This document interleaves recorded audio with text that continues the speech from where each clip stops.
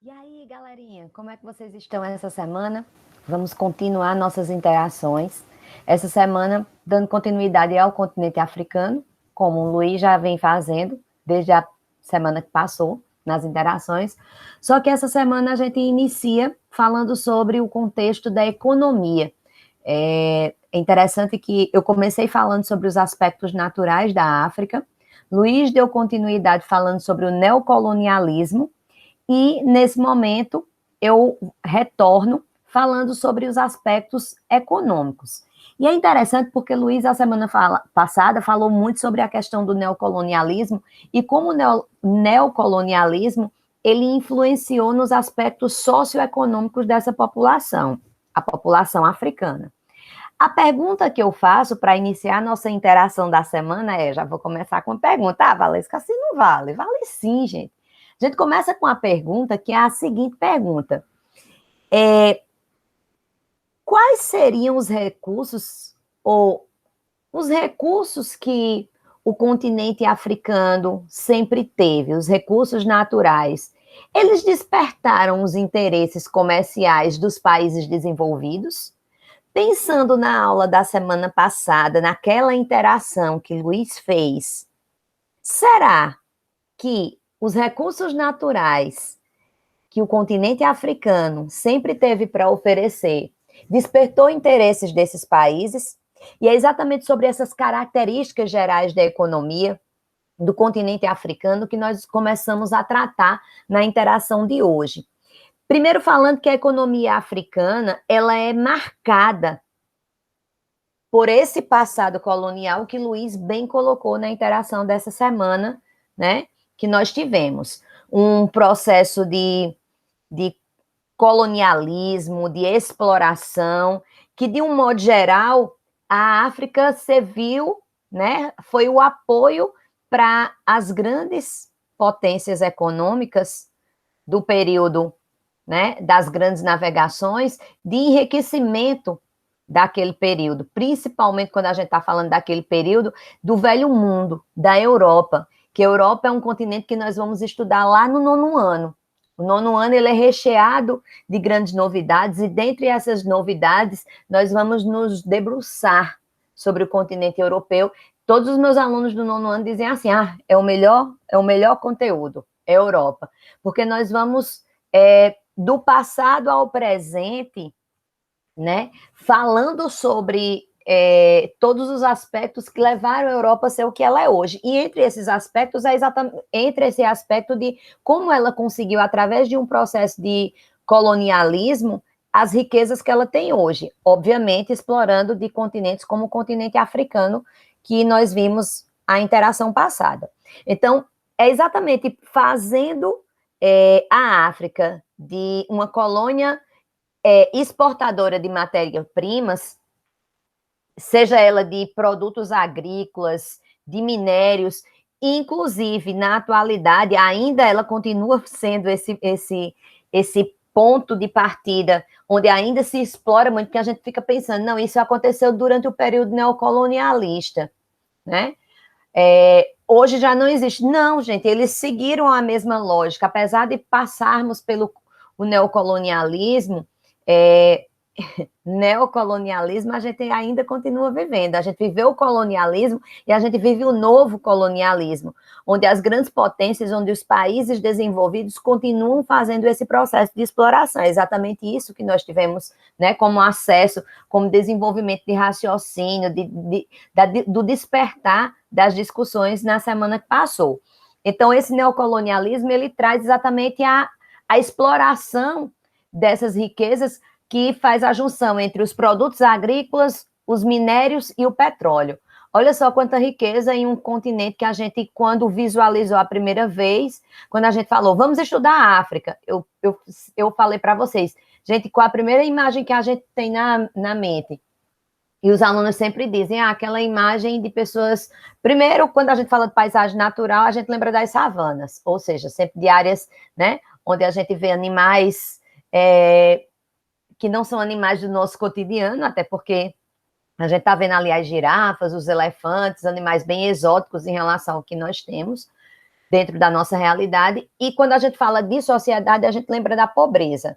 Mas a gente está falando de um continente muito rico naturalmente, em termos de exploração. Isso a gente não pode, em hipótese alguma, tá, galera, esquecer. O subsolo africano é um subsolo muito rico, tanto em ouro, quanto em diamante, quanto em vários tipos de minerais raros que eu ainda vou discutir ao longo dessa interação com vocês.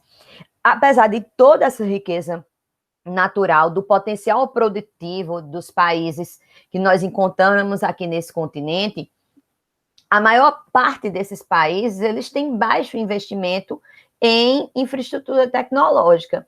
Ou seja, eles ainda continuam como no nosso passado colonial, que tínhamos apenas, quando eu digo tínhamos apenas, é porque nós passamos por essa fase também, de sermos colônia de exploração. Eles não são mais colônias, são países, mas que ainda têm as mesmas características, né, agroexportadoras, e ainda de uma forma muito, de certa forma, muito voltada a um passado, porque ainda não chegou desenvolvimento, como a gente está falando aqui, de infraestrutura e também em tecnologia. Temos muitas empresas estrangeiras que dominam a exploração dessas atividades extrativas. Esse é um ponto bem sério, porque o domínio desses recursos de grande importância na África não está na mão dos governos africanos. Quando eu digo que não está na mão dos governos, não é que os governos é que são os donos disso aí, mas é a população que faz o uso, né, desses recursos. Então, está na mão de empresas estrangeiras. Então, o que mais nos marca é que essa população, ela não vai fazer o usufruto de suas riquezas naturais. Por quê? Porque essas riquezas, elas são exploradas, a atividade extrativa, ela é feita, e os recursos advindos dessa exploração voltam ao país de origem. Esse, para mim, e para boa parte das pessoas que analisam o processo colonial e o neocolonial, conseguem visualizar que é o maior problema das populações locais das regiões de exploração. Porque isso traz o quê? Isso traz, principalmente agora que a gente está estudando população africana, isso veta um crescimento, né, dessa população. É interessante que, apesar de todo, nós temos claramente aí no continente africano uma tendência muito grande de crescimento econômico, porque existem os recursos para crescer. Por que a África não cresce como deveria, Valesca? Porque a gente vê dados ainda tão ínfimos em relação a outros países do mundo, tão sem relevância internacional, exatamente porque as riquezas voltam para os países que têm as suas grandes empresas, as estrangeiras que estão ali no processo de exploração. Apesar, né, da riqueza natural e do potencial produtivo dos países do continente estarem ali, a maior parte, como eu já disse, voltam para o país de origem, eles dominando todo esse processo produtivo que a gente não pode esquecer. Nós observamos ainda um crescimento desde a década de 2010. A economia africana tem apresentado crescimento, inclusive um crescimento superior à média mundial. Isso é importante. Quer dizer que a qualidade de vida da população melhorou sensivelmente? Não, gente. A gente está começando a pensar em crescimento econômico, principalmente em regiões isoladas, não é na África como um todo. Então, vamos devagar para a gente entender. Em 2016, até porque eles exploram petróleo, diamante, ouro, tanto os minerais mais caros no processo, né, econômico mundial. Em 2016, alguns países africanos, eles enfrentaram uma grave crise econômica. Isso por que essa grave crise econômica chegou?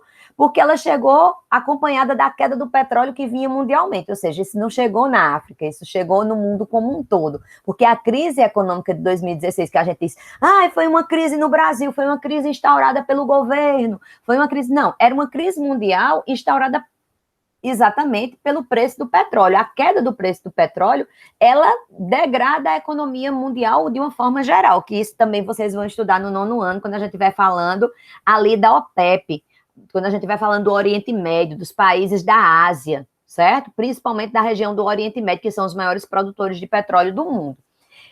Em 2017, a gente começa a consolidar o pensamento que a economia ali estava começando a se recuperar. E as estimativas, já lá na África, o Banco Africano de Desenvolvimento já previa um crescimento de 3,6 para aquele ano.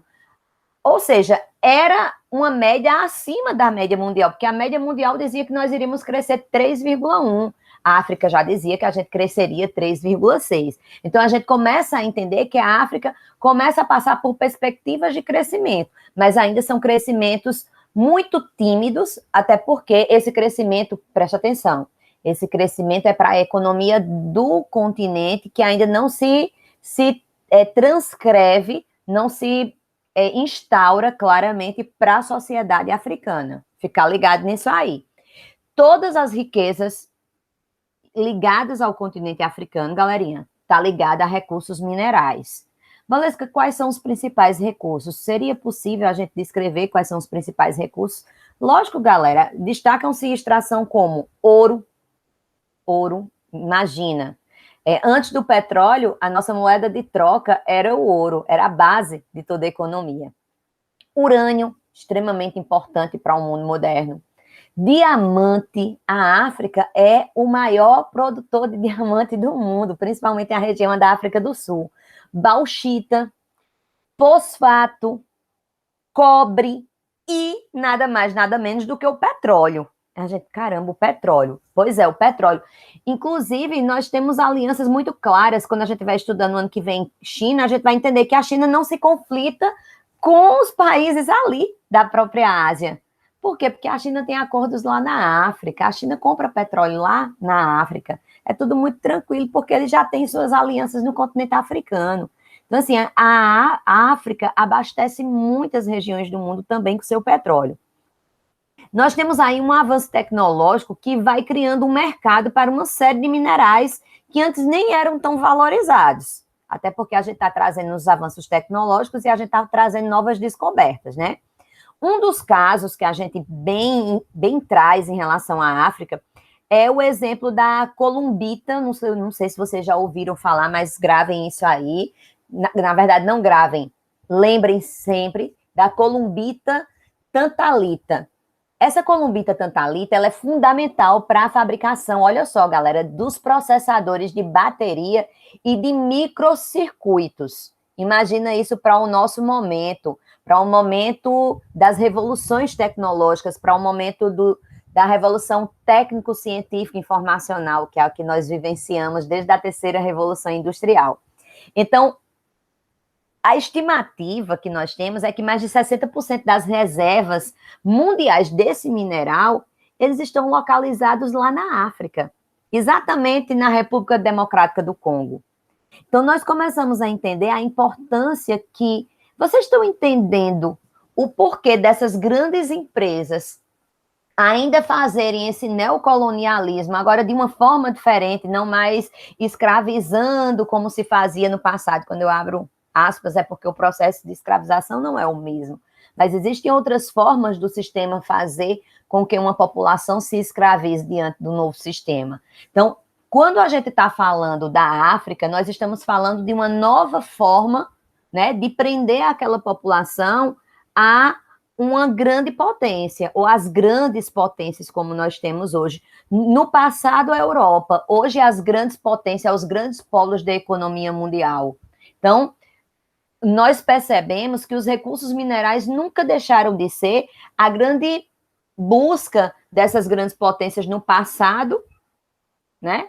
Com o eurocentrismo, com a Europa buscando isso do continente africano, e hoje, no presente, continuam com as mesmas perspectivas.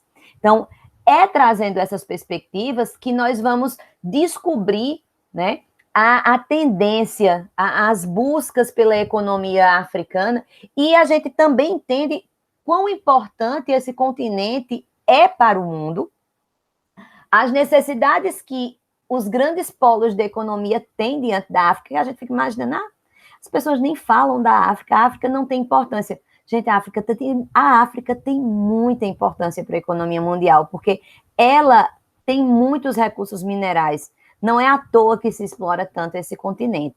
Esse continente era para ser um continente, se não fosse pelo processo de exploração que ele teve, assim como a América do Sul, era para ser um continente de extrema importância em termos de como ele se porta diante do mundo e como sua população vive, qualidade de vida, de como a população consegue se manter diante das demais populações com seus próprios recursos. O que a gente percebe é que a forma de exploração que foi colocada para esse continente foi sempre a forma de exploração, né, onde a população nunca usufruiu dos seus próprios recursos.